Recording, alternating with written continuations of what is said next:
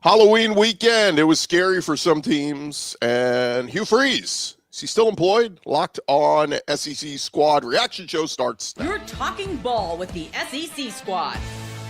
From Alabama to Tennessee, from Georgia to Oklahoma, from Auburn to Texas, it's the local experts of the Locked On Podcast Network bringing you scoops, breakdowns, and the most comprehensive preview of the upcoming SEC weekend. It's the SEC Squad, and we have a seat for you.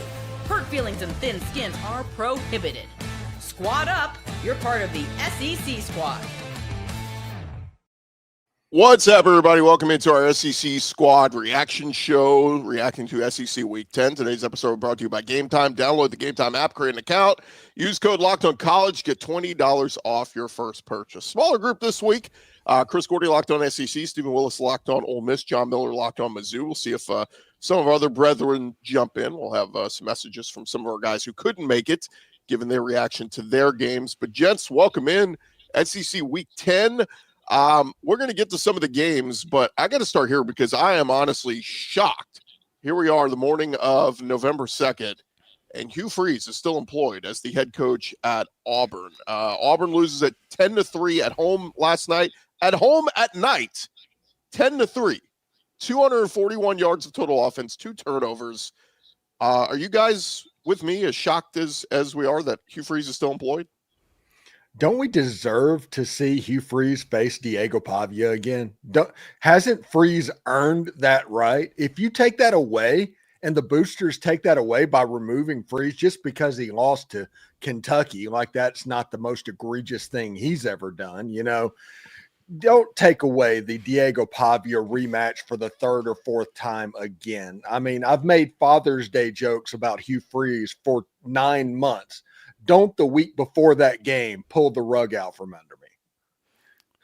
Sir Fishing Guy's asking, does Freeze get fired today? Well, according to our Zach Blackerby over at Locked On Auburn, he's a little wishy-washy on it. So I'm not so sure, guys. I don't know if Auburn even wants to jump into this hiring cycle necessarily, but honestly, after yesterday, how can you not? I mean, 3 points against Kentucky. You don't get into the end zone against that defense, against that ball club. I got to say, what I said about Hugh Freeze maybe a month ago in this space still applies. How do you have no offense going at this point? I mean, and almost literally no offense yesterday. It was brutal to watch. Thank goodness it was on the side TV, and I was watching Game 7 mostly instead. Well, listen, real quick. I don't think Auburn needs to fire Hugh Freeze during the season. Hugh needs to wear this. You don't need a situation where DJ Durkin beats Alabama at the end of the year and all of this pressure, this hiring cycle kind of comes in to where you kind of marry the babysitter. I think Hugh Freeze needs to wear this. And it sucks for Auburn fans because all Auburn fans want to be what Auburn was 10 years ago. That's all they want. But if you fire Hugh Freeze now, it's not going to help you at all because any athletic and search committee and all of that can be working behind the scenes anyway. Let Hugh Freeze wear this. This season's a wash anyway.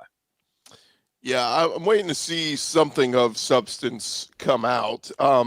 Keep in mind, you know, in terms of timeline goes, I want to say the Billy Napier thing happened pretty quickly, right? But as far as LSU, a week ago at this time, rumblings were there were going to be changes made at LSU. And at the time, we kind of just thought, oh, they're going to fire Joe Sloan, the offensive coordinator, or something like that, like major changes made internally.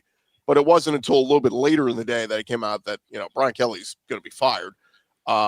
So as we sit right now, yes, while nothing has transpired yet, doesn't mean that in an hour this thing can't change. It is funny. Somebody brought up there's a website where you can look at the country club there at Auburn, and there was a tea time set for this afternoon for Jill Freeze. But you know, is that Hugh using an alias? Is that really his wife going to golf with people? I don't know. But regardless, this is the silly season we get into, guys, and I just don't know. I mean, at this point, holding on to him is just is more embarrassing than jumping into the pool and saying, hey, we fired him and it wasn't a success. It's just, I don't know how you roll him back out there another week. This is crazy. Yeah. That's the thing. There really is no huge advantage, I don't think, in the hiring cycle, as Steven said. But to your point, Gordy, it does almost feel like, hey, do you want to play these games out and actually have a little bit of juice, try to win? I don't know. I agree with Steven to some extent. Like, oh my God, what if they actually put up a fight against Alabama and that muddies the waters a little bit? I don't know. That's kind of a low. That seems like a low, a low reasoning there. Like, not the greatest reasoning I've ever heard to make a decision there. But I do see your point. At the same time, if you're Auburn, you just got to do what's best for you going forward here. I mean, what are you as Auburn? Are you just going to continue to fire a coach every 3 or 4 years? I mean, there's got to be some modicum of patience even in this NIL environment. I will say, though, Freeze does deserve to go. I know I'm talking out of both sides of my mouth here because, again, his calling card, offense, quarterbacks, it just hadn't been there. Yeah, and make no mistakes, Hugh Freeze needs to be fired. Absolutely. It just is the matter of how you do it. That's what I'm talking about. You want to make sure you have a plan. Is John Cohen the person to hire the next football coach? I mean, all of this stuff, you need to have internal conversations about what's going on in Auburn and what you want to be and how you get out of this mess. It can't just be, hey, an emotional move of hiring Hugh Freeze and leaving John Cohen when John Cohen might be the problem right now. So that's interesting. That's all I'm saying on this. Yeah, the crazy part is they gave up 7 sacks last night to Kentucky. 7 sacks, and as Pete Nakos reports, the buyout would be $15.4 million. So it's a lot of money, but it's not ridiculous. You know, what was Napier? He was somewhere in that territory between 15 and 20. Of course, Brian Kelly and James Franklin were the massive ones, but you know, I don't know. You know, at this point, it's not working. And for those who didn't see the video last night, leaving the field, nobody, like a whole swaths of the stadium did not leave. They stayed and chanted, "Fire Hugh, fire Hugh." So again, just a message to, you know, and it's not people being unreasonable. It's just, this is going nowhere.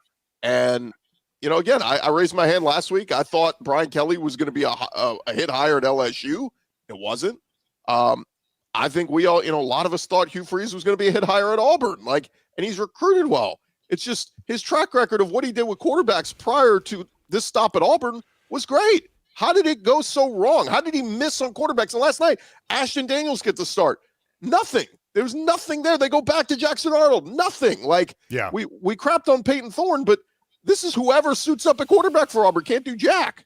Yeah, the crazy thing is they've got a really good defense, maybe one of the best defenses in the country, and they're just absolutely wasting it each and every week. It's got to be frustrating to be on that side of the ball. And normally you brought up, hey, the mob is against Freeze, right? I'm usually not one to go for the mob, but in this case they might have a point because it's really about the future. What's the future? What's next season? The really near future here for Auburn and Hugh Freeze. How's it looking? Their high school recruiting hasn't been great in this cycle.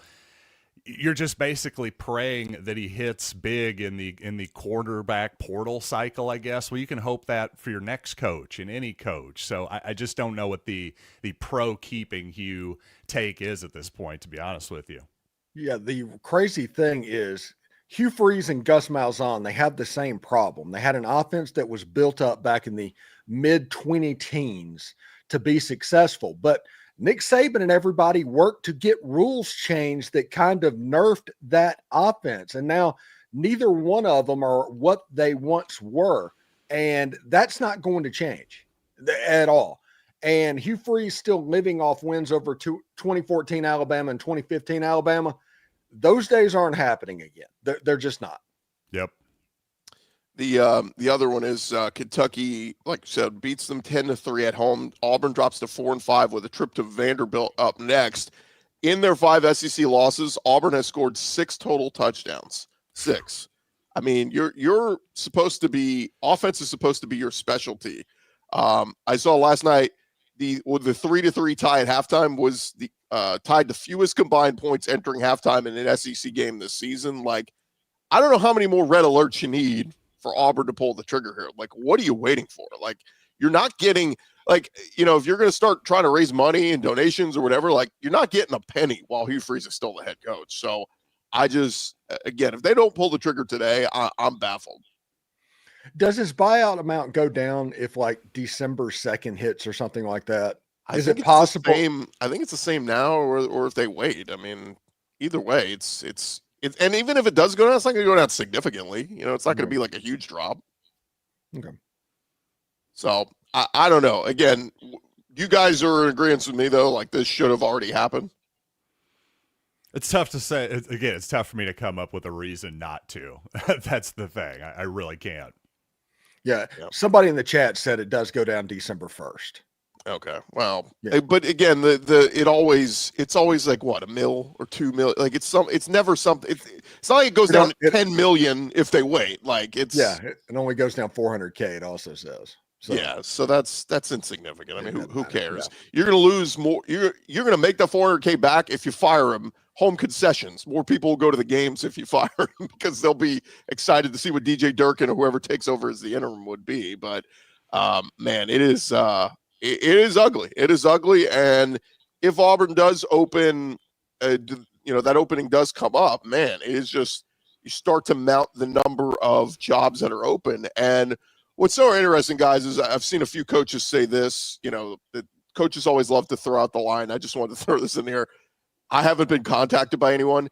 Are we smart enough in 2025 to understand that nobody calls the coaches and says, hey, you're interested? The agents are contacted, so the coaches always have plausible deniability to go, no, I haven't been contacted by anyone. Nobody's called me. Yeah, no crap, dummy. Like they're calling your agents. So we're getting into that silly season where we got a number of SEC jobs open, and we're starting to see guys come off the market. Kurt Cignetti is already locked in long term. Matt Rule, for some stupid reason, Nebraska locked in on him. Matt Rule is not locked in. His buyout went $5 million up. That's all that happened. They added 2 years to his deal to basically signify he's not going anywhere. Yeah. And then he loses to USC when Raiola gets hurt. And then the other one we saw was Rhett Lashley. Now, Rhett Lashley was very much on the radar for Arkansas, but that takes it off. So, I mean, guys, do you think we're going to see like a paradigm shift here in college athletics? I'm hearing some LSU talking about like maybe the Tulane coach, maybe this guy. They're starting to look at, I think we're going to get away from the big splash hires here. I think they're starting to look at, with money involved, all you need is money to go buy players and top assistants. The head coach kind of in some spots, I mean, tell me what you guys think. I almost wonder if the head coach is a little bit insignificant nowadays, because you would look on the paper and say, Kurt Cignetti, that guy's not attracting any young kids. But like, I almost wonder if you just get like a figurehead and spend all the money elsewhere. I think figurehead is the right word. That's what I would go with. That is kind of what you need in this environment, at least if, you're just trying to put together the best roster you possibly can. I think there's a lot of truth to that, and it's interesting you're bringing up the big splash hires. Well, appropriately enough, we got the Locked On Mizzou guy here and the Locked On Ole Miss guy here. Those are probably Eli and Lane. Those are the two coaches you're going to be hearing a lot about here over the next few weeks, whether they go or not. I'm guessing that I'll just say Mizzou. I think Drinkwitz stays. That's my assumption. That's my guess at this point. We'll see what happens, but I think that's to Gordy's point. I don't know that we're going to be seeing maybe as much big name movement as you would have thought. That's good news for James Franklin. Yeah, and I don't think honestly Lane's going anywhere either, because I mean, heck, he has a contract offer that he's not going to sign to the end of the year. Everybody wants Lane to sign an extension. He's done this for 6 years. He waits until the last game. Then he does whatever he's going to do. That's just what he does. Lane kind of works at his own pace and under his own self-guidance, essentially. But I think the Mike Elko thing has everybody going. It's a copycat world. Everybody is going to try and find their Mike Elko. Texas A&M went out got the Duke coach. And now Texas A&M is a threat to reach a level that they haven't reached in, 80 years, something like that. And I think LSU is going to go that way. I think Florida is going to go that way. It's not going to be the James Franklins and all these big names. It's going to be the Chris Klymans, those type things. LSU might think they could take somebody like PJ Fleck and put him with the resources, and all of a sudden LSU becomes a thing. It's going to be really interesting to see exactly what goes on. And what's fascinating too, guys, is for all the negative publicity the Louisiana governor got this week, and rightfully so, I thought he actually made some pretty good points from the standpoint of we need to get away from these stupid 10-year contracts. Like somebody brought this up with Elko. Elko was hired at $7 million a year. That's not, that like for what A&M is, they should be paying the 10 million, 11 million a year for a coach. And Elko may get a raise this year, but it was very incentive laden. It was like, if you hit this, if you make the SEC championship, you'll get this. Like, and I think that's where we need to kind of get back. We've let the agents control the ADs for too long that, like, if we can get back to some incentive-laden contracts where you hire a guy 6, 7, 8 million on a 5-year deal instead of a 10-year deal, we're not going to see these stupid massive buyouts that, again, teams and schools and boosters are dumb enough to pay it. But I just wonder if we can get back to, like, earn it. Go earn it. Like, and every time a coach is on a deal and he has a 10-win season, it's like, well, he's due for a raise. Why? He's earning his current pay. Why does he need a raise? I just think that was a good point from a standpoint. We need to get back to, like, go earn your job. You don't just get paid $100 million for just being a name. Yeah, and you have a situation to where the boosters are being tasked on NIL, they're being tasked on everything, and these buyouts, that is money that's not going into the NIL budget. So your team is not going to be as good because it's not unlimited money that a person is willing to donate. So these buyouts almost have to get smaller from every single school so the NIL budget can stay healthy. It's not a situation to where it's going to be one or the other. We're still under a real, I think, market adjustment here over the last few years, which is, of course, before the 2020s, the coaches made all the money and the players made essentially nothing. They got their scholarship, money. But now, for example, you've got like Eli Drinkwitz makes $10 million a year. The Missouri quarterback this past season in the open market, Bo Prabula, reportedly got $1.5 million. Is the coach 10 times, 7 times more important than the quarterback? I think there's still an adjustment period that's happening here. And I think, some of that's going to be the head coach is in the future going to be taking a little bit less money, relatively speaking, compared to everybody else. Maybe their take-home pay is still going to be as high as ever and maybe higher in the future. But like I said, I think some of the pie is going to get divided up elsewhere. I just saw some commenter said, start Deuce Knight. And that's what I don't get is why you would go with Ashton Daniels, who nobody was excited about coming over from Stanford. Like, he didn't have great numbers. But to start him was just so super disappointing. Like, start Deuce Knight. And you want to do the whole he ain't ready? Who cares? He's a freak athlete who's talented. He might do something spectacular. Like, put him out there and just see. That would at least sell the fan base on something to get excited about for the future. But when you're like spinning your wheels and just putting out crap quarterback after crap quarterback, it's just, man, just very, very disappointing. All right, I think we've ranted enough on Auburn. When we return, guys, we're going to get into some of the other games we saw yesterday, some big teams going down. We'll talk about that next. Hey, but first, I want to remind you guys that we are presented by Game Time, and college football is back. Could not be more excited. The tailgates, the rivalries, the energy in the stands, and of course, there's nothing like being there and getting tickets that can feel more like a battle than the game itself. That's why you got to use the Game Time app, the app that gives the advantage back to the fans. Easiest way to score last-minute tickets at the best prices, no surprise fees. What you see is what you pay. Again, take the guesswork out of buying college football tickets with Game Time. You download the Game Time app, create an account, use our code LOCKEDONCollege. If you've never used them before, you can get $20 off your first purchase. Terms apply. Again, that's promo code LOCKEDON. Get $20 off your first purchase at Game Time. It is Game Time app, swipe, tap, ticket, go. Download Game Time today. All right, gents, we get into some of the action that happened yesterday, and let's start with Georgia, Florida, because man, what a great effort from Billy Gonzalez. What's Gonzalez's first name? Billy Gonzalez. Billy Gonzalez. I lose track of all the friggin' Billy and Billy, yeah, a little confusing. But Billy Gonzalez takes over as the interim, and Florida fought like heck, man. That they had a lead for a good bit in the game, and then Georgia kind of rallies late and pulls away there for the 24-20 win. But I thought you never know with these rivalry games. Sometimes, the team without a coach is going to get up, and that's what we saw from Florida. What'd you guys make of it? Well, you never want to be the team that goes against an interim coach in his first game. You're okay with playing an interim coach in his third game, but you never want to get that first game because you don't know exactly what's going to happen, except the effort is going to be very good. Jaden Baugh is kind of a machine. They used him different in that ball game. And DJ Lagway, while not great, he did look better in this game. And defensively, they're really good. Now, the problem is you were playing against Georgia, and second half Georgia has been one of the best team in the country all year. First half Georgia has been a mid-tier SEC team, but second half Georgia has been pretty good, and that's what happened. Florida got second half Georgia. The reality is in that game, I think in college football, there is nothing more that affects the momentum of a game than a fourth down stop.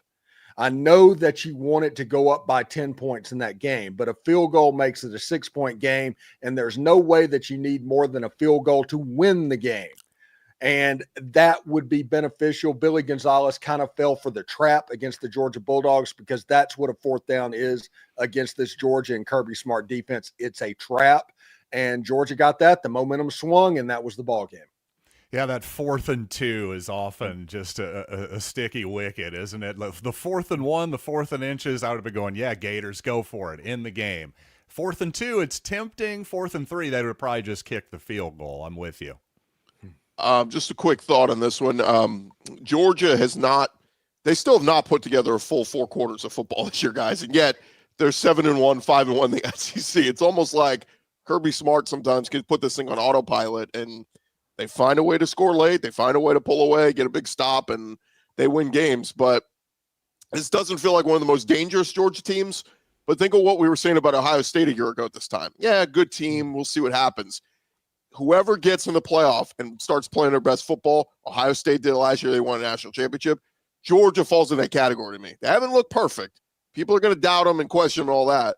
But if they get to the playoff and Gunnar Stockton's playing great and the defense is playing great, it's a team that can win a national championship. So, and they've done it twice in the past 5 years. So there's a chance for them to add another one there. On the flip side, Stephen, I just asked this because I heard some internet rumors, some people floating it out there. Any thought to DJ Lagway being Ole Miss's quarterback next year?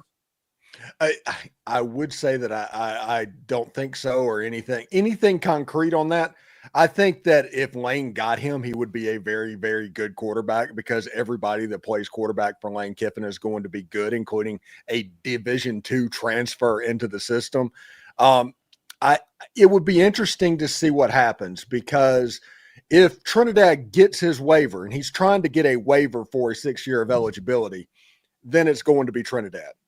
If he doesn't, then it becomes the question, Austin Simmons, do you bring transfer portal quarterbacks in, all of that stuff.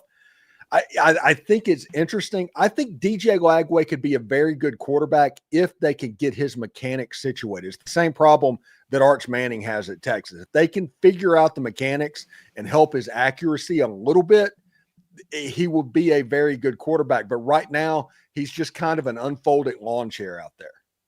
Yeah, again, it's internet fodder. We'll see what happens in the offseason with transfer portal and all that. But it, and again, Trinidad's been playing great. Austin Simmons is still super talented. He can still be the guy next year for Ole Miss. Just thought I'd throw that out there. Let's get to this one real quick, guys. Ole Miss beat South Carolina 30-14, probably closer than we thought for a little while. But the big news just coming out, Ross Tellinger just confirming this. Mike Shula has been fired at South Carolina. Not a big surprise there, but offense certainly has been a big problem for South Carolina. Look, South Carolina's defense has stepped it up the last few weeks. They gave Bama all they could handle last week. They gave Ole Miss all they could handle this week before Ole Miss kind of pulled away there in the fourth quarter. But so Mike Shula fired. But what'd you make of the game yesterday, Stephen? First game this season where Suntarine Perkins looked like Suntarine Perkins. He was all over the field in that game. And Kejuan Lacey, he is going to be a star and is potentially the best running back in the entire Southeastern Conference right now. He's going to end up rushing for 1,300 yards this season. It's amazing. And it's kind of funny to think about that the offense for Ole Miss, they kind of were stuck in neutral for large portions of the game. They still scored 30 points on a pretty good defense. And Ole Miss's defense, that was the story in this game. Everybody wants to talk about Mike Shula getting fired and all of that, and South Carolina's offense being really bad, which they were atrocious. My Norris Sellers takes that I had in the offseason about him not being what everybody was saying is a reality. He's a good player, but I mean, South Carolina has broken him at this point. He was missing wide open receivers in this game, but Ole Miss is going to be good. They got that first win in this playoff March time. It was kind of like I compared it to a 2-minute drive. You want that first down. This was that first down. They have the Citadel, they have Florida, they have Mississippi State. Let's see what happens. I was pretty impressed really with Ole Miss. I mean, overall, just taking care of business there, winning comfortably at the end. But yeah, that South Carolina offense, it just hasn't gotten going at all. Obviously, Mike Shula probably had this coming. I'll say this, though. If we're going to have as many jobs open, prominent jobs, if I'm South Carolina, I'm sure hoping Shane Beamer stays around. I know it hasn't gone perfectly this year, but let's not go crazy. Let's not turn into Florida and Auburn and just be trying to fire our coach every single 3 or 4 years or so. I'm very conservative when it comes to that kind of thing still, especially if you're not LSU. If you're more like South Carolina, be a little bit more conservative. Again, Ole Miss is 8-1 here, and any more pitfalls on the schedule, Stephen? I know they still got the Egg Bowl and it's at Mississippi State, but I mean, I guess Florida in a couple weeks maybe could give them a game. But even if you lose one of those two, I mean, Ole Miss is going to a playoff game. So I hate to say they're a lock, but I mean they're all but a lock. Yeah, Ole Miss is going to be a 10-point favorite in every single game. But listen, I'm not joking about this. There is nothing more dangerous in the Egg Bowl than a 5-win team. They're serious. I've seen the weirdness happen in that ball game. Ole Miss could walk into that game at 10-1 and all of a sudden face a Mississippi State team that looks like the 85 Bears on that day. I've seen some weird stuff in that game. And Jeff Lebby getting his first win against Arkansas. They have Georgia. I realize they have Missouri, all of that coming up. But that game now becomes the figurehead because Mississippi State only needs one more game to win. And if they do that, they can be bowl eligible. If bowl gets on the line, that is a potential pitfall game for Ole Miss. I'll say too on the Mike Shula thing. I mean, didn't we all think like when they made that announcement, this isn't going to work? Like I don't know. That was my thought. I hate the old retreads and look at the success people are having around the country. I mean, for the most part, when we look at teams that are great offenses, a lot outside of maybe Mike Bobo in Georgia, which debatable if you want to call that great, but like it's always the young up and comers, right? Or the young coaches that call their own plays, like the Alex Golish at USF and stuff like that. So I don't know. When you announced Mike Shula, it was like, man, I'd much rather go with some young, 30-year-old upstart, guy that's going to get the most out of Lenore Sellers. And honestly, the offensive line has been a big problem, but Sellers has not taken that next step this year like we kind of thought they would. And Shane Beamer at 3-6 now. I mean, they have to win out to get to a bowl game. And so very disappointing, especially when people were talking about them as a dark horse for the playoff this year. Let's squeeze one more game in here real quick, guys. Vanderbilt, Texas was very entertaining at the early game yesterday, and entertaining from a standpoint that Texas came out and looked like they were supposed to this year. I mean, dominant defense. Simmons is flying around. Arch connects with Ryan Wingo on the first offensive play of the game. He takes it 75 yards to the house. And I thought Arch played very well. What he finished with over 300 yards passing. But, man, did they take their foot off the gas and let Vandy back into this one. Vandy scores 21 fourth-quarter points and was a bobbled onside kick away. If they come down with that, they're going to have about 30 seconds to play with and either a game-tying field goal or game-winning touchdown. So Texas a little lucky to get out with the win. Feels like we've been saying that the last couple weeks with Texas. Lucky to get out of Starkville with a win, lucky to get out of Lexington with a win. But albeit, Texas is sitting at 7-2, and if they keep winning, they're going to make the playoff.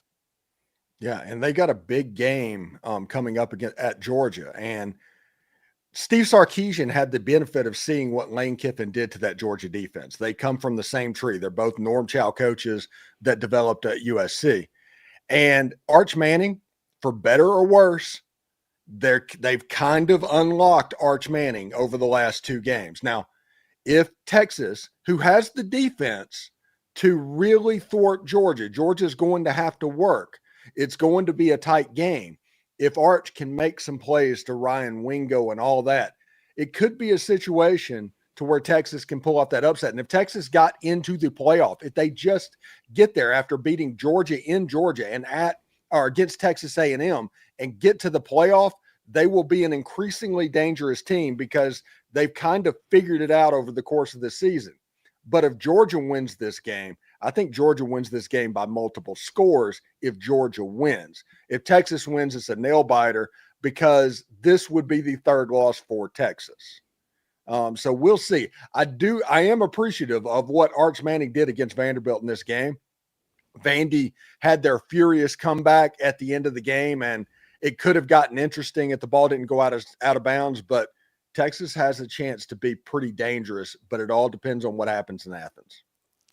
Yeah, Athens, and of course they've got Texas A&M left too. I mean, I think I agree with you. I think the Horns are playing better football. I just don't quite see them as a playoff team just yet. No. Certainly if they win out, yeah, they're going to be there. They've got that opportunity, but I just don't see that happening personally.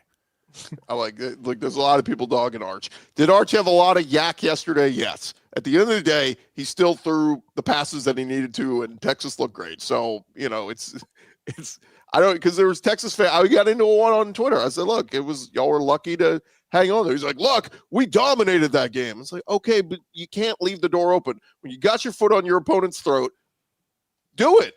Win. Put them away. Don't leave the door open. And that's what Texas did. Again, but you got to give them credit. Like, they're in a position here where they can go win at Georgia, who doesn't look like dominant Georgia, and a chance that Texas can upset A&M in the final week of the regular season and get into the playoff at 10-2 still. So, again, still something to play for there at Texas. All right, when we return, guys, we'll get to what was perhaps the best game of the week in the SEC. That was last night with Rocky Top going down at home. We'll discuss more on that in just a sec. Hey, but first, I want to remind you guys about our friends over at FanDuel. Of course, the NBA is back. No better place to get in on the action than with FanDuel, the official sports betting partner of the NBA. Even if you miss the start of the game, you want to ride the hot hand, FanDuel has live bets on everything from who will score next to fourth quarter comebacks. You can combine your live bets into a same-game parlay for a shot at an even bigger payout as well. And I was looking at some of the lines in college yesterday, guys. Florida got the 7.5 cover against Georgia. Texas covered the 2.5 against Vandy, barely. Ole Miss, minus 12.5 hit versus South Carolina. But how about if you'd done a 3-game parlay, if you'd taken Kentucky straight up over Auburn, Mississippi State straight up over Arkansas, and OU straight up over Tennessee, man, you would have been living pretty today. And of course, you could do a 3-game parlay over there at FanDuel if that is what tickles your fancy right now. FanDuel giving new customers $300 in bonus bets when your first $5 bet wins. So head to FanDuel.com, sign up, play your game with FanDuel, the official sports betting partner of the NBA. All right, fellas, what perhaps turned out to be the game of the week last night, or at least it was pinned a de facto playoff elimination game. It was Oklahoma at Tennessee, and look, I was just a big buyer on Tennessee's offense and how ridiculous it's been. Top 5 offense in the country. Oklahoma, they've been a top 5 defense all year, but I just thought after what they did against Ole Miss at home last week, it was like, well, surely Tennessee's not going to have a problem moving the ball. They moved the ball, but they just couldn't find the end zone a ton with some Joey Aguilar turnovers, missed chip shot field goal, and Oklahoma gets the 33-27 win on Rocky Top. But how shocked were you guys that Josh Heupel at Tennessee take their third loss, 6-3 now? Seems like playoffs are a done deal for them. I was just kind of shocked by some of the passes I saw Joey Aguilar throw in that game. That was just a turnover fest, really. I mean, just in terms of just huge turnovers in that game, really both ways. And like you say, a missed kick there by the Tennessee kicker and a couple huge kicks by the Sooner kicker from 50 yards plus, and there was really your difference. But the thing with Joey Aguilar in Tennessee is their offense is always just looks like an absolute machine, and it just eats up like a lawnmower or something when they're have lower competition. But when it's a better competition, a fairer fight, you see the warts start to pop up. I think what I'm trying to say is Heupel can basically make any quarterback look good in a lot of situations, but in a game against a good Oklahoma defense, I think you saw some warts start to emerge there.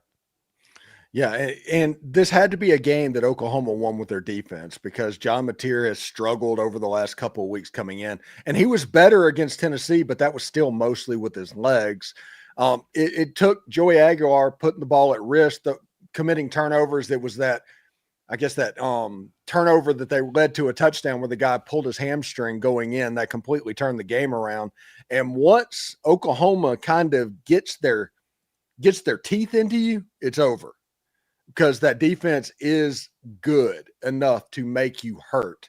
I think Oklahoma, they have a really tough schedule with at Alabama coming up, and that would be potentially their third loss of the season. But Tennessee being eliminated from the playoff this early with a 10-2 Vanderbilt coming in and ailing, in which they're going to likely be favored to handle that Vanderbilt team. I don't know as many 10-2 teams are going to be a playoff land at the end of the year as it was thought, I don't know, Friday. Yeah, I think that's true. I've started to look at that math, and all offseason I've been saying, hey, Mizzou, that 10-2, that'll get them in 90% of the time. I'm not so sure now. Just looking at all these different scenarios, I'm with you, Steven, and it seems like there's going to be a lot fewer spots for the 10-win teams than I would have thought coming into the year. By the way, we continue to get what is happening at Auburn. What is Auburn waiting on? I keep pulling up those tweets or messages because I think that's what we're all saying right now. There has been a report that Auburn will have a meeting this afternoon, but again, we'll wait to see if one of the, if it does, to me, if it doesn't come from, the big ones, the Ross Dellingers, the Pete Nakos, those guys, we'll wait for something official from one of those guys. But real quick, Cole Kublik posted on Twitter 30 minutes ago. That's all, folks. Okay. Just the Looney Tunes thing. Again, not a shocker. We're just waiting for the official word here. But anyway, but just a quick thought. Yeah, Oklahoma's still alive, very much still alive. And here's the crazy part. Mateer played well. Like I was very impressed with the Oklahoma offense. To go into Rocky Top and score 33, I get it. Tennessee doesn't have the best defense, but still, Oklahoma hadn't been doing that the last couple weeks offensively. And so they finally found their groove. And yeah, you mentioned, Steve, going into Alabama is going to be tough, but that defense is, when they need to make a big play, our Mason Thomas was outstanding. We'll see what his status is for next week because he got banged up. But if Oklahoma can find a way, they come back home for Mizzou and LSU, a chance for 2 marquee wins. Sorry, John, but if they beat Mizzou, that's a good win. And then LSU super talented. I know they fired Brian Kelly. We'll see what they look like by the last week. But I think, Oklahoma, I don't think 9-3 gets them in, but what say you guys? So you think there's a chance they could win out? I think there's a chance. The odds are not in their favor because Alabama has that game circled and has for 365 days because of what happened in Norman a year ago. But if Oklahoma goes to 9-3 teams in the SEC, it's not going to make the playoffs the way everything is falling out. Yep. Now, that's just not going to happen. They have a good team. They have a much better team. And maybe they were right. That game in Norman between Oklahoma and Ole Miss was a playoff elimination game. And Oklahoma lost that game. Now, the one thing that Oklahoma fans should be excited about, Oklahoma leaned on the run game. X-Man had a bunch of yards in that game and kind of changed what was going on and what it looked like. Maybe Ben Arbuckle kind of like, okay, we're going to lean into this a little bit and help out John Mateer, and Oklahoma looked like a much better product with him doing that. By the way, they showed before the game that kind of funny moment pregame where I think it was an Oklahoma fan who kind of shook John Mateer's hand maybe a little bit too hard or something. He winced for a second. Well, he looked fine in the game, so that obviously a lot better than he looked at the down in the shootout down in Dallas. That's for sure. So that's good news for Oklahoma. And speaking of what do teams look like in the future, you brought up Missouri, Gordy. Well, what is Missouri going to look like? I think is going to be an interesting thought, not just for the Tigers, but of course they can be a spoiler for a lot of different teams down the stretch, including Texas A&M. A&M this week. I think that Missouri defense is legit. They've obviously got a really good running back. What do they look like at quarterback? That's the question. You saw the true freshman Matt Zollers come in against Vanderbilt a couple weeks ago after Bo Prabula was injured.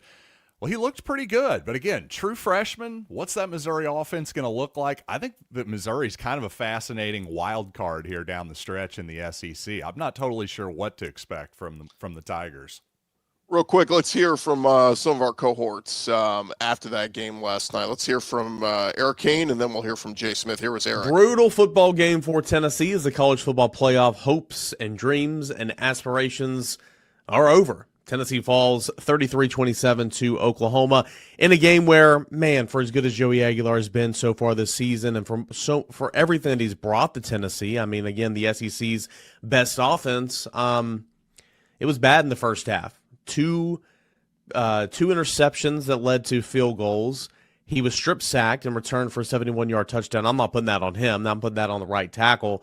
But nonetheless, 3 turnovers from Joey Aguilar directly led to 13 points of the 16 points in the first half for the Oklahoma Sooners. It changed the way the game was played. And overall in this football game, you got a great effort from the defense.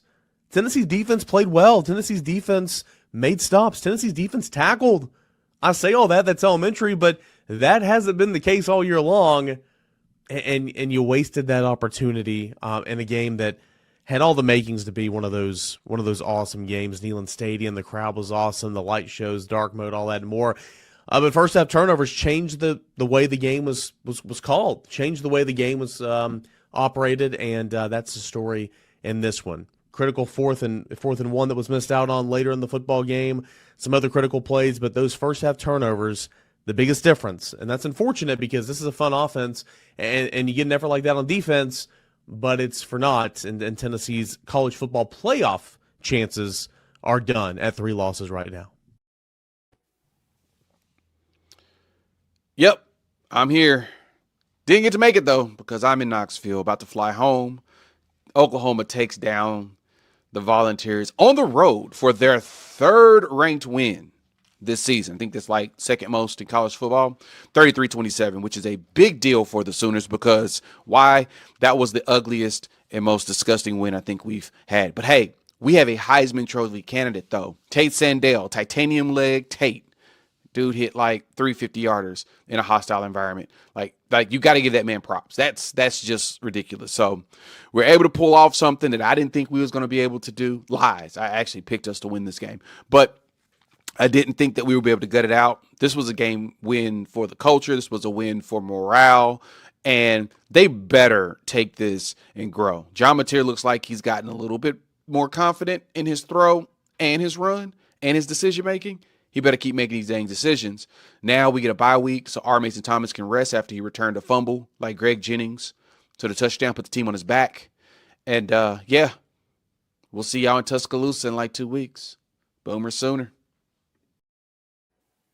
So there was the reaction there. And look, Tennessee, I got to give them credit. I mean, look, when they moved on from Nico Iamaleava, we thought this was going to be a very difficult year. Joey Aguilar has surpassed everybody's expectations for him and then some, but still at 6-3, playoff hopes kind of over after they made the playoffs last year and got the tough draw of having to go play at Ohio State and got obliterated. But Oklahoma's still alive. Again, tough schedule remaining. We'll see what happens there.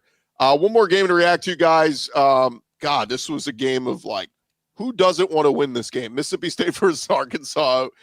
It looked like for a chance there, Arkansas was gonna pull away with this one, and Mississippi State came fighting back. And for two teams that neither had an SEC win, Mississippi State pulls it out in the end, 38-35. Happy for Jeff Lebby because man, that they have not had an SEC win in quite some time, 2 years, and they were able to pull it out. But the Bobby Petrino interim error is just going to be remembered for, God, they came close in every one-score losses in every game, it feels like, but 2-7 overall. Yeah, it would be kind of funny if they beat Texas after all of that. It would almost be fitting. They beat Texas, lose to Missouri, and that's kind of the end of the Bobby P train for Arkansas. I do think that John Neighbors, we need to do like a wellness check on him because another one-score game, another game that got away from the Arkansas Razorbacks. there's a culture shift that needs to happen on the hill up in Fayetteville.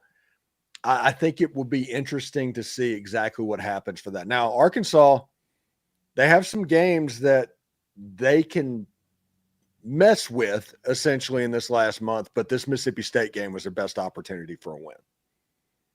Yeah, it was just classic Arkansas. It really was. That team is just so up and down, and it, like you say, it was just almost, the immovable, whatever the opposite of that old cliche is. But yeah, honestly, I think this game kind of went the way it was supposed to. I think if you're Mississippi State, you do want to win. If you're Arkansas, I don't even know that you want to win. I think you brought up John Neighbors. He does seem like he is maybe one of the few guys who wants it to be.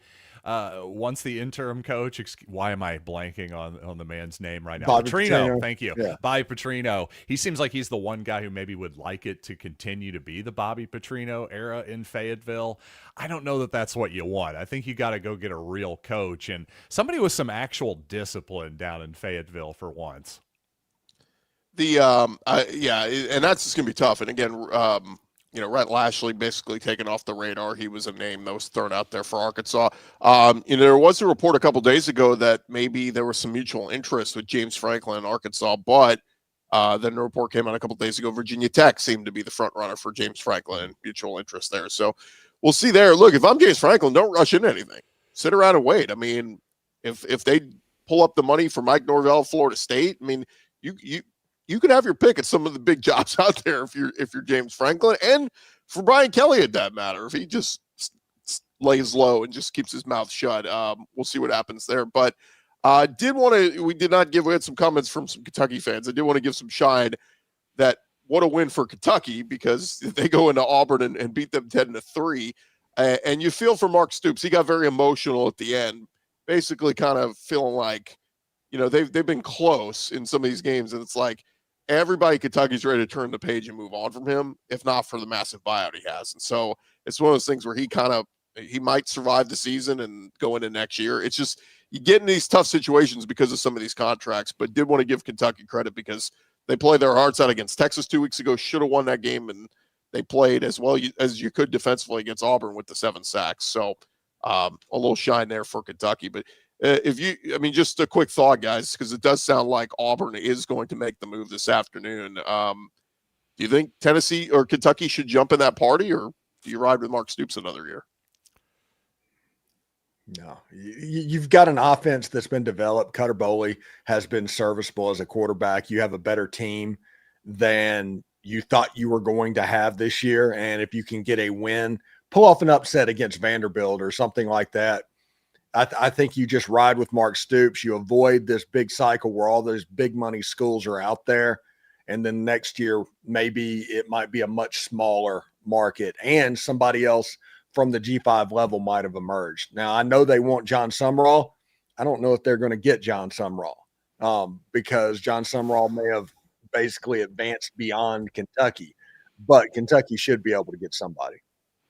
Yeah, I just wonder, there's this idea out there that, hey, do you want to be in this cycle with so many big jobs out there, and people like even Auburn and certainly Kentucky should factor that variable in. I'm not so sure that I agree with that, simply because how do we know what the next cycle is going to look like in 2026? How do we know it's not going to be just as crazy?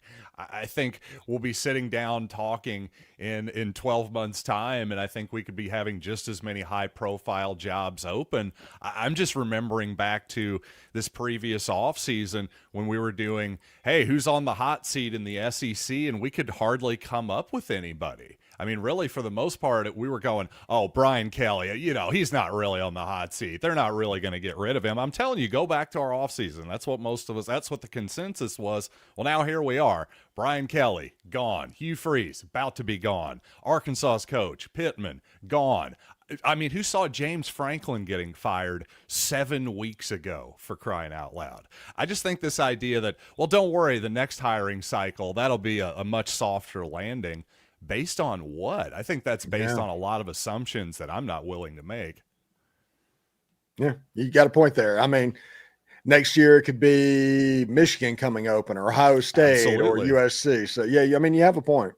Yeah, I mean, some guys could want to go off to the NFL, and you never know what jobs can come open.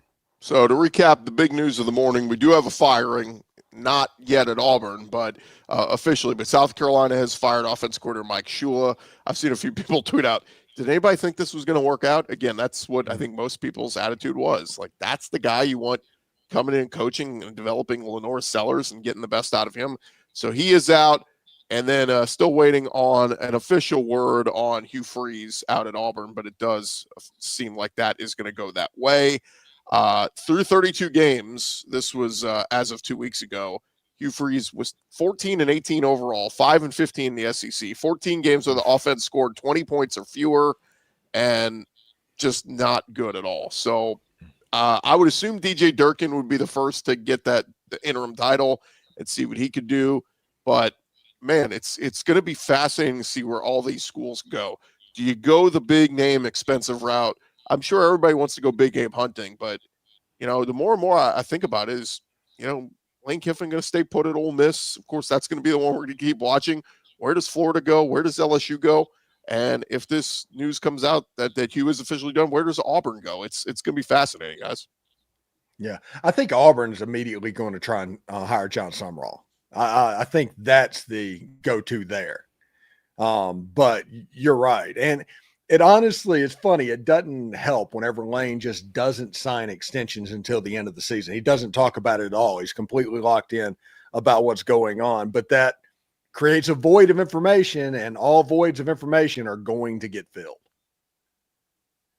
Yeah, it's again, like I don't know why. I know Cole Kublik tweeted out that that's all, folks, but like, I'm almost like kind of like put your name on it. Say, according to my sources, Hugh Freeze is out. Nobody has gone that approach yet. All we're seeing is, there's a meeting and all this kind of stuff. So again, I guess it's not, what's not official isn't official, but can we get in a silly season? I mean, we already joked of Nick Saban maybe going back to LSU. Does Auburn make that phone call? And that would be hilarious. Yeah. Just to hear how quickly he would hang up. That's why it would be funny. Yeah. Yeah, the guy, Saban Field. I think he's going to Auburn. I don't think so. Yeah, we've seen I've had a couple comments in the chat, too, people saying, like, the SEC's just brutal. Guys, think of this yesterday. I mean, 1, 2, 3, 4, 5 of the 6 games yesterday were all decided by one score or less. Like, it's insane how close these games are this year. And it's got us questioning teams like Ole Miss and Georgia at times, going, well, they don't look dominant. It's hard to look dominant in this year's version of the SEC because everyone's giving you your best punch. And then, some teams play down to the competition at times. But I think that's why we have that reaction, because I think it's just so balanced that the worst team in the SEC and the best team in the SEC are not very far separated right now. Yeah, it's just going to be interesting in the playoff, I think, because, of course, there's a lot of Big Ten fans, Big 12 fans who are going, oh, great, so the SEC, you guys are just all so great, right? Well, their point is, of course, well, what if the SEC is all just mediocre, maybe, and they're just a bunch of mediocre teams beating up on each other? I don't really believe that. The good news is the playoff will give us a pretty good idea of that. I don't know if the SEC has the best team in the country. I think they have the best league in the country. That's for sure. Yeah, it would not surprise me if they got 5 teams in the playoff this year. And whenever we record the squad show, we do that. That'll be right after the first playoff rankings come out. So I'm sure that'll be a heavy discussion point.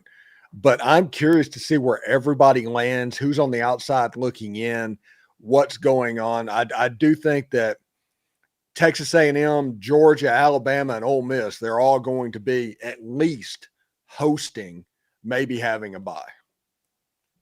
I'm curious too, Stephen, while we got you, just a couple minutes before the top of the hour here. What if let's just say hypothetically Lane did leave and it went to either LSU or Florida, where would Ole Miss go? Would they consider, because I thought about this the other day, I'm like, as good as Pete Golding is, as good as Charlie Weiss Jr. is, I mean, is there a world where you promote one of those guys, or could you keep those guys and bring in a figurehead? Like, where would Ole Miss go? Ole Miss right now is kind of putting out information that they're prepared to offer $13.5 million at least to Lane Kiffin for that to be public. They're going to do a national search. And then whenever you're able to offer that amount of money, you can hire just about anybody you want to do. The world's kind of your oyster at that point, especially with how aligned Ole Miss is at the moment. So if Lane decided to take another job, Ole Miss would probably replace him at a fairly high level, if we're going to be honest. I do not want at that point to hire a Pete Golding or just promote from within. I think at that point you Kalen DeBoer it and you blow it all up and you kind of start over with all of these resources and do it. Don't try and recreate what you already had. But give me a name or two you think would be realistic for Ole Miss to land if Kiffin left. I'm not 100% sure. I think they would go after John Sumrall if he was available. That's a name they would look at. I think personally, my three names that I would like, I think the home run hire would be James Franklin. I like James Franklin. Second of all would be John Sumrall. We just talked about that. And third, the emergency break glass candidate would be Jimmy Rogers at Washington State.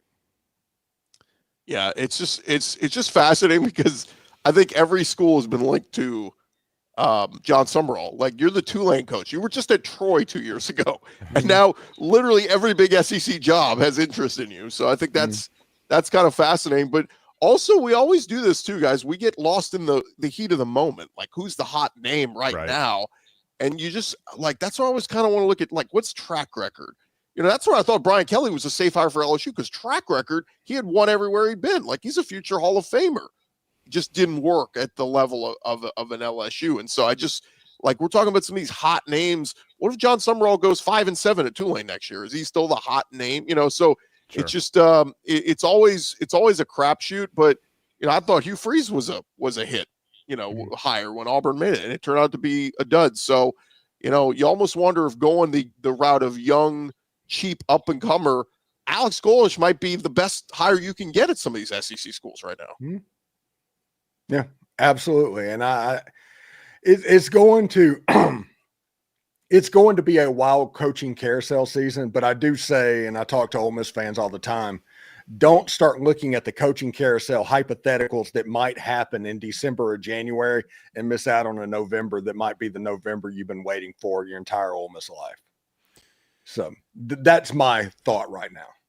One thing I'll say about James Franklin, I think if I were him, and the rumors are going around, we mentioned maybe he's leaning toward Virginia Tech. Let's say that's true. I think if I were going to go ACC, I'd be waiting to see if that Florida State job comes open. I mean, that's the job to me. And because not only does Florida State have the history, but the soft landing of the ACC, hey, it'd be great to maybe, I think James Franklin would do well at Arkansas, for example, or you brought up Ole Miss, hypothetically, if that job were to come open. I think he would do great in a whole bunch of places in the SEC. But, hey, let's face it, ACC, a little bit tougher to make the playoff, especially if you're Florida State. Yeah, and or a little easier, I should say, a little easier. James Franklin in North Carolina would be scary, honestly. I will say that. That could work, absolutely. Mm-hmm. I think they're stuck with Belichick another year. I think they're going to give him another year. But it is interesting. I mean, Virginia Tech, if he turns them around, to me, it's a much easier path to win in the ACC than coming to an Arkansas or even an Auburn. You know, if you're James Franklin, it's just the SEC is. I think you're going to get some of that from some of these coaches too, guys. Like, the SEC is brutal right now. You're not going to win year one coming in too if you're a new coach and you got to kind of rebuild this thing. So it's I don't know. I think that'll scare some people away. Lincoln Riley apparently had a verbal agreement with LSU a few years ago. And then he went, oh, wait, no, I'm going to USC. Because USC, the reports are, oh, they're going to go to the Big Ten. And he's like, oh, easier path there than in the SEC. So I think some people aren't ready for the big prime time of the SEC, and it's big boy football here, and it's hard to win. So we'll see what happens. I do know this, guys, once all the coaching dominoes fall, man, we're going to have an awesome, fun time in December and January talking transfer portal and where all these guys are going. I mean, there's a world, I was talking to somebody the other day, there's a world where Lane Kiffin stays at Ole Miss, loads up, goes and gets DJ Lagway from Florida, Cam Coleman from Auburn. Like, why not just poach all these other SEC schools for talent if you're Lane Kiffin at Ole Miss? So it's just going to be fascinating. Final thoughts from either of you? Like I said, this is for Ole Miss fans. This is an unbelievably exciting November. It's the November to remember, the November you've kind of been waiting on your entire life. And I'm excited. You got the Citadel Saturday, then the Florida Gators coming to town, and that week is going to be absolutely nuts. Just one random thought from me. Gunnar Stockton decides to not score a touchdown there, takes the knee, doesn't cover the spread. I think we're going a little overboard when people are just going, my God, it's such a smart move. What a genius, all this stuff. I'm like, yes, he realizes they don't have timeouts and it's under the 2-minute warning. Let's reward him a degree from Mensa. I don't know. A little over the top on that stuff. That's my note there. Against Auburn, he scored. So he heard over and over again in that scenario. Yeah. But no, just the commentary of, God, it's such a smart move. I've had about enough of that, along with the college kicker situation. I've had enough of that, too. Yeah. I also like style points. If you can beat your opponent by more than what you currently have, go do it. That's just my take, but I get it. I get it. You would have won either way, by the way. Yeah, so, they weren't going to score twice. Right, exactly. So what are we doing here? All right, gents. For Stephen Miller, for John Miller, I'm Chris Gordy. This has been our Sunday reaction show. We'll talk to you guys throughout this week on Locked On Ole Miss, Locked On Mizzou. I've got you with Locked On SEC and all of our shows on the Locked On Podcast Network covering your team every day. Did you say Stephen Miller? Yes, Some people call me Maurice. Wow. Steve Miller, man.